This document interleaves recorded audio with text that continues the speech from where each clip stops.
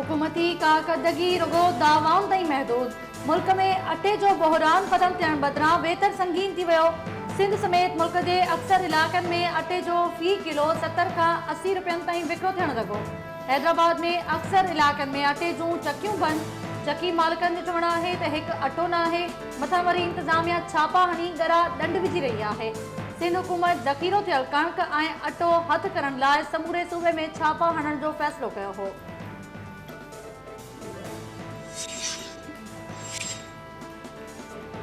खुराक वारे वफ़ाक़ी वज़ीर खुसरो बख्तियार पारां मुल्क में कणिक जो वॾो ज़ख़ीरो मौजूद हुजण ऐं कराची में अटो 54 रुपया फ़ी किलो विकिरो थियण जी दावा। अघ में अञा बि घटाई ईंदी। सेनेट इजलास खे ख़िताब कंदे खुसरो बख्तियार चयो त सिंध हुकूमत कणिक जो हिकु दाणो बि ज़ख़ीरो नाहे कयो। पास्को जे स्टॉक मां 4 लाख टन सिंध ऐं 4.5 लाख टन केपी खे जारी कई। वफ़ाक़ी वज़ीर जे ख़िताब दौरान पीपी ऐं नून लीग सेनेटर्स एहतजाज ऐं नारेबाज़ी बाद ऐवाम मां वॉकआउट करे विया।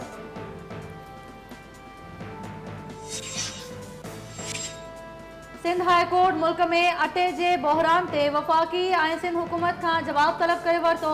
दरख़्वास्त गुज़ार वज़ीर आज़म जे पर्सनल सेक्रेटरी वफ़ाक़ी वज़ीर खुसरो बख्तियार, शेख रशीद ऐं नाणे वारी वज़ारत जे सेक्रेटरी खे धुर बणाईंदे मौक़िफ़ अख़्तियार कयो त अटे जो हथरादू बहरान पैदा करे माफ़िया अरबें रुपया कमाइण जो प्लान जोड़ियो आहे।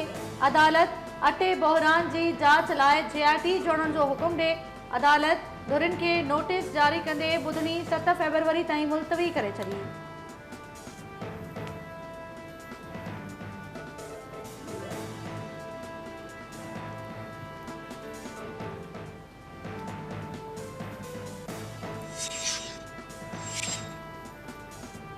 खैबर पख्तूनख्वा जे मुख़्तलिफ़ शहरनि में तनूर मालिकनि ऐं हुकूमती कमेटी में ॻाल्हियूं कामयाब। तनूर मालिकनि 2 ॾींहनि खां जारी हड़ताल ख़त्म करे छॾी। तनूर मालिकनि जो चवणु आहे त हुकूमत 170 ग्राम वारो नान 15 ऐं 115 ग्राम वारी मानी जी क़ीमत 10 रुपया मुक़ररु कई वई आहे।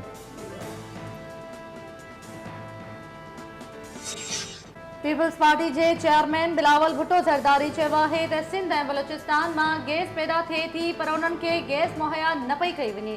असां धमकी नथा ॾियूं त सिंध मां निकिरंदड़ गैस बंदि करे छॾींदासीं, पर आइन तहत असांखे पंहिंजो हक़ ॾिनो वञे।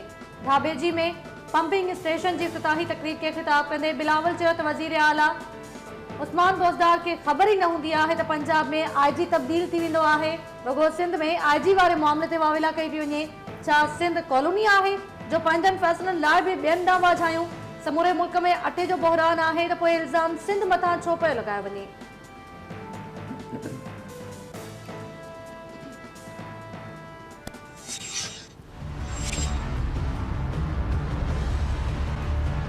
हमारा फैसला बाय कंसेंसस हो गया है। तीनों वैकेंसीज पे chief election commissioner Sikandar Sultan Raja साहब होंगे, सिंध के मेंबर निसार दुरानी साहब होंगे और बलूचिस्तान के मेंबर शाह मोहम्मद जतोई होंगे।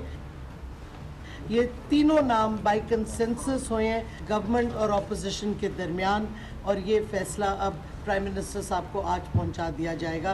तो हम समझते हैं ये बड़ी एक खुशाइन बात है कि पार्लियामान ने फैसला किया, जो कि पार्लियामान की जिम्मेदारी है। पार्लियामानी कमेटी नए चीफ इलेक्शन कमिश्नर लाइ सिकंदर सुल्तान राजा जे नाले जी मंजूरी ॾेई छॾी। निसार दुरानी सिंध ऐं शाह मोहम्मद जतोई बलोचिस्तान में इलेक्शन कमीशन जो मेंबर मुक़रर। शीरी मज़ारी जी सदारत हेठि पार्लियामानी कमेटी जे इजलास में हुकूमत ऐं मुख़ालिफ़ धुर इतफ़ाक़ राय सां 3 नालनि जी मंजूरी ॾेई छॾी। शीरी मज़ारी चयो त इहा सुठी ॻाल्हि आहे त फ़ैसिला पार्लियामेंट अंदरि ई थी रहिया आहिनि। 3 नाला हतमी मंजूरी लाइ वज़ीर आज़म खे उमाणिया वेंदा।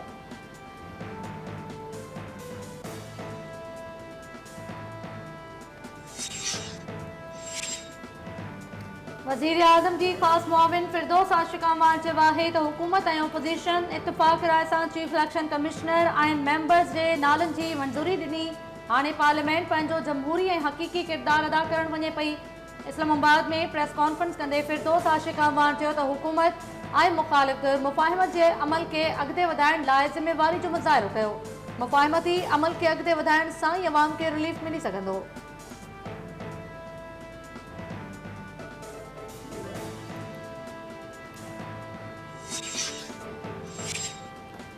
सिंध मुल्क जो 60% रेवेन्यू ॾिए थी, पर सूबे जे पुठिते पियल इलाइक़नि जी हालत ख़राब आहे। इस्लामाबाद, लाहौर ऐं कराची के जन्नत ऐं सिंध जे ॿियनि पुठिते पियल इलाइक़नि खे जहन्नम बणायो पियो वियो। सेनेट जे घटि तरक़ी याफ़्ता इलाइक़नि बाबति जुड़ियल कमेटी सिंध जे 8 ज़िलनि खे पुठिते पियल करार ॾेई छॾियो।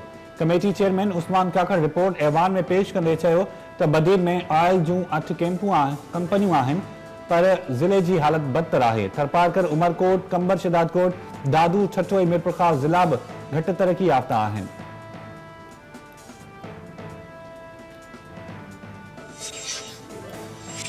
वज़ीर आज़म Imran Khan world economic forum में शिरकत लाइ स्विट्जरलैंड जे शहर डेवोस पहुची वियो, पर ॾेही वज़ीर शाह महमूद कुरैशी, ज़ुल्फी बुखारी ऐं अब्दुर्रज़ाक दाऊद बि वफ़द में शामिल। वज़ीर आज़म डेवोस में आलमी इक़्तिसादी फोरम खे ख़िताब करण खां सवाइ अमेरिकी सदर डोनाल्ड ट्रंप ऐं ॿियनि आलमी अॻवाननि सां मुलाक़ातूं कंदो। वज़ीर आज़म इमरान खान आलमी अॻवाननि खे वालरल कश्मीर में भारतीय सरकार जे ॾाढाइनि बाबति आगाही ॾींदो।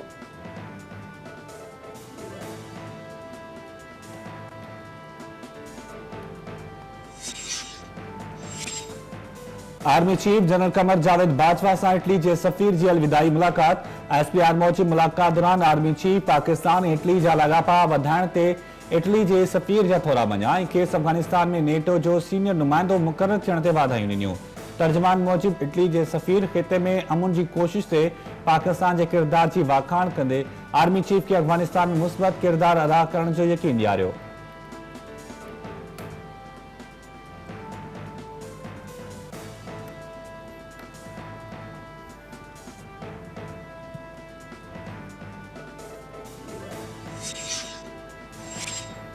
Chairman joint chiefs of staff committee पारां एयर हेडक्वार्टर्स जो दौरो। जनरल नदीम रज़ा जे एयर हेडक्वार्टर्स पहुचण ते air chief marshal Anwar Mujahid आजियां कई।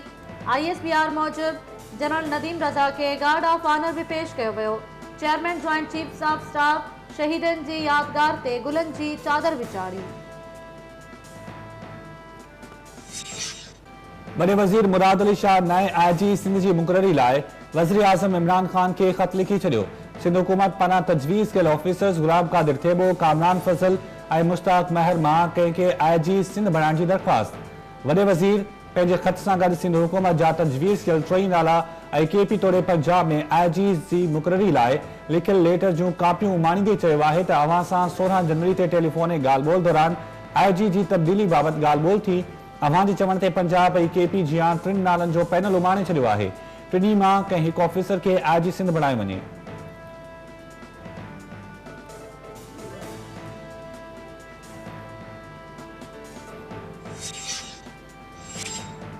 PTI अॻवान हलीम आदिल शेख चयो आहे त वॾे वज़ीर ऐं सेक्रेटरी सर्विसिस IG खे हटाइण लाइ ॿीहर ख़त लिखी कानून जी भञकड़ी कई आहे। एस्टैब्लिशमेंट डिवीजन सिंध हुकूमत जे 16 जनवरी ते लिखियल ख़त जो जवाब ॾेई चुकी आहे। IG खे हटाइण जो फ़ैसिलो वफ़ाक़ी काबीना ई कंदी। डील ज़रिए IG मुक़ररु न थींदो। सिंध हुकूमत जे तर्जुमान मुर्तज़ा वहाब चयो आहे त वफ़ाक़ी हुकूमत सिंध जा नाला रद्द नाहिनि कया। उमीद आहे त ॿियनि सूबनि जियां सिंध में बि नओं IG जल्द मुक़ररु थी वेंदो।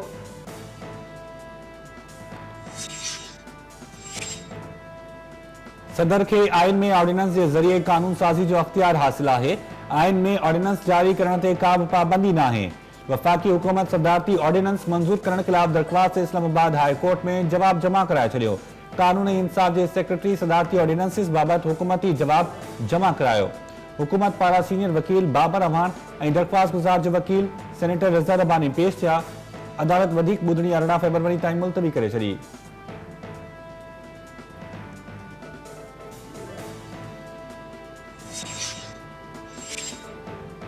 सुप्रीम कोर्ट PIA जे CEO air marshal Arshad Mahmood जी बहाली जी दरख़्वास्त रद्द करे छॾी। चीफ जस्टिस जी सरबराही में बेंच अॻियां सिंध हाई कोर्ट जे फ़ैसिले खे चैलेंज कयो वियो। अदालत PIA J board of directors खे कम करण जी इजाज़त ॾेई छॾी। चीफ जस्टिस रिमार्क्स ॾींदे चयो त PIA कंहिंजी जागीर न आहे पर क़ौम जो असासो आहे। CEO खे आर्ज़ी इंतज़ाम तहत आंदो वियो हो। हू पाण बि डेप्यूटेशन ते आयो ऐं ॿिया 10 ॼणा बि पाण सां गॾु वठी आयो।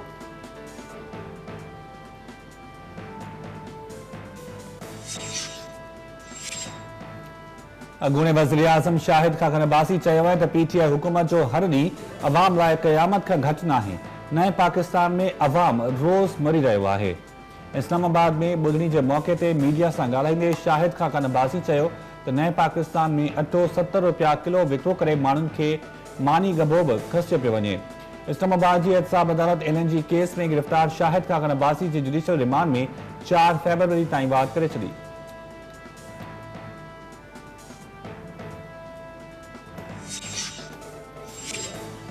रावलपिंडी जे गोजर खान वारे इलाके में ज़मीन जे तकरार तां वफ़ाक़ी काबीना जूं अहम शख़्सियतूं आमूं साम्हूं। ज़मीन जे तकरार तां वफ़ाक़ी वज़ीर मोहम्मद मियां सुमरो ऐं ख़ासि मुआविन शहज़ाद अकबर विच में तकरार तेज़ थी वियो।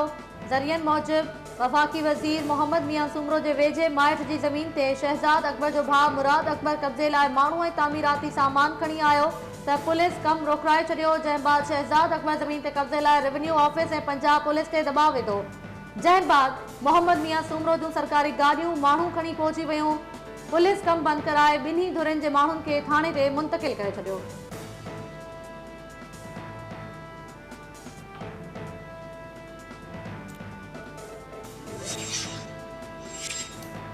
खैरपुर मेडिकल कॉलेज शागिर्दनि पारां कॉलेज जी रजिस्ट्रेशन लाइ एहतजाज नेठि रंग लाथो।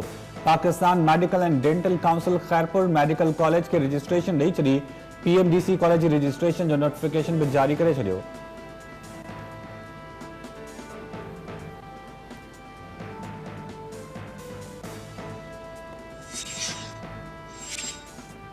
कराची प्रेस क्लब वारो मुतालबनि जी मञता लाइ एहतजाज कंदड़ आपाशी मुलाज़मन ऐं सेक्रेटरी विच में ॻाल्हियूं कामयाब। मुलाज़मन 2 ॾींहनि खां जारी एहतजाज ख़त्म करे छॾियो। आपाशी मुलाज़मनि जे अॻवाननि जो चवणु आहे त सेक्रेटरी आपाशी सन कोटा तहत नौकरियूं ॾियण समेत समूरा मुतालबा मंज़ूर कया आहिनि। आपाशी मुलाज़मन भिटशाह मां एहतजाजी मार्च शुरू करे कराची प्रेस क्लब पहुची 2 ॾींहनि खां एहतजाज करे रहिया हुआ।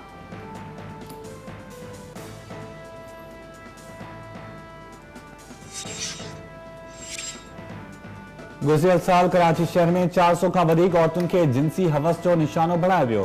पुलिस सर्जन जी रिपोर्ट। साल 2019 जी जारी कयल रिपोर्ट में पुलिस सर्जन चयो आहे त गुज़िरियल साल दौरान कराची शहर अंदर 407 औरतुनि खे जिनसी ॾाढाई जो निशानो बणायो वियो। सिर्फ़ 330 जवाबदार कानून जी पकड़ में अची सघिया। ज़्यादती जो निशानो बणायलनि में 87 नंढी उमिरि जूं नीगरियूं बि शामिल आहिनि। गुज़िरियल साल 138 ॿारनि सां बदफेली जा वाक़िया रिपोर्ट थिया।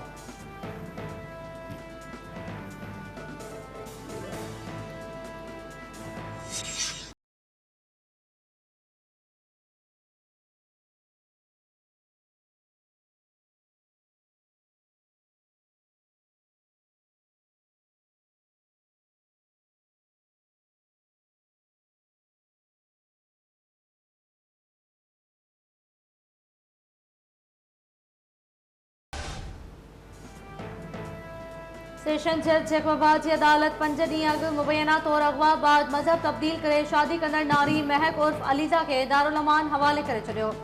नारी जी उम्र जो तयन करण लाइ मेडिकल बोर्ड जोड़ण जो भी हुकुम। अदालत हुकुम में चयो आहे त नारी जी मेडिकल रिपोर्ट अचण बाद फ़ैसिलो कयो वेंदो। नारी जे वारसनि संदसि उम्र वारो सर्टिफिकेट अदालत में पेश कयो। नारी अदालत में बयान कलमबंद कराईंदे चयो त खेसि कंहिं बि अगवा नाहे कयो, पंहिंजी मर्ज़ी सां मज़हब तब्दील करे परणो कयो आहे। नौजवान अली रज़ा सोलंगी जो भी बयान कलमबंद।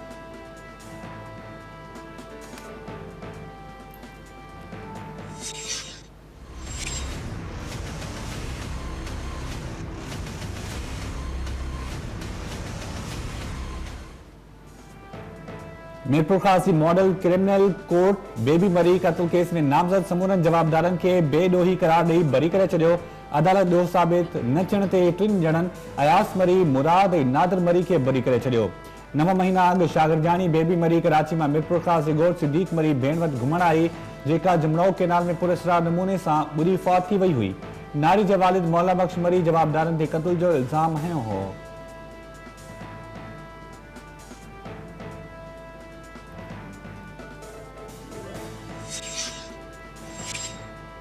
एहतसाब अदालत सखर म्यूनसिपल कमेटी जैकबाबाद के ठेकेदार सईद अफजल लोहर के 10 फरवरी ताईं जुडिशियल रिमांड से जेल माणे छॾियो।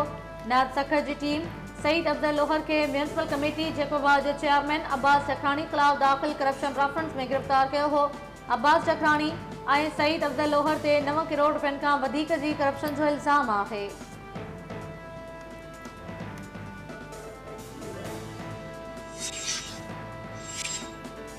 नैब टीम जो जाम शोरो में 7 डेवलपमेंट अथॉरिटी जी ऑफिस से छापो महरान ड्रीम सिटी हाउसिंग सोसाइटी जो रिकॉर्ड तहवील में वठी छॾियो। कार्रवाई दौरान हाउसिंग सोसाइटी के डीजी मुनीर सुमरो का नैब अमलदार पुछाणो कयो त महरान ड्रीम सिटी में की अलॉटमेंट थी 2009 का अञा ताईं हाउसिंग स्कीम मुकम्मल छो नाहे थी। ज़रीन मूजिब नैब पारा गैर कानूनी अलॉटमेंट कम में सुस्त रफ्तारी की शिकायतुनि ते कार्रवाई कई वई।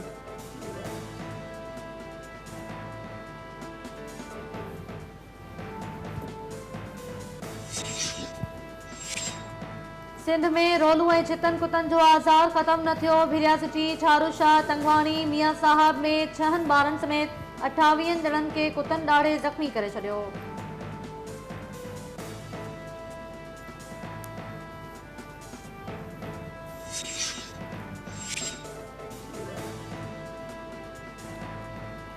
बलोचिस्तान आज़ाद कश्मीरी सवा के मुख्तलिफ इलाक़नि में बर्फ़बारी जो नओं सिलसिलो शुरू थी वियो। उत्तर वज़ीरिस्तान के मुख्तलिफ इलाक़नि में भी बर्फ़बारी का वक़्फ़े वक़्फ़े से बरसात। बलोचिस्तान के इलाके कान महतरज़ई में बर्फ़बारी सबब कोयटा ज़ोब शाहराह ते ट्रैफिक मुअत्तल। कोज़क टॉप ते बर्फ़बारी सबब कोयटा चमन रोड गरी ट्रैफिक लाइ बंद कयो वियो। सवा के इलाके कालाम मालम जबा ऐं ॿियनि हंधनि ते बर्फ़बारी खां पोइ मुख़्तलिफ़ रोड रस्ता बंद थी विया।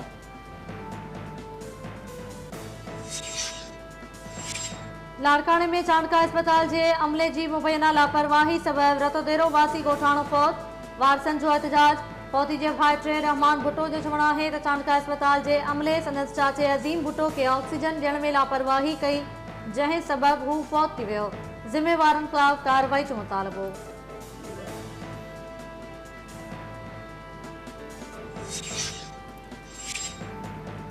इराक में हुकूमत खिलाफ मुज़ाहिरा तेज थी विया। पुलिस चक्रियन में 5 ॼणा मारिजी विया। 50 का वधीक ज़ख़्मी। मुल्क में बेरोज़गारी हुकूमत के ॿियनि पॉलिसीज़ खिलाफ बगदाद का शुरू थींदड़ एहतजाज मुख़्तलिफ़ शहरनि ताईं पखिड़िजी वियो। मुज़ाहिरीन पारां वक़्त खां अॻु चूंडनि ताईं एहतजाज जारी रखण जो ऐलान।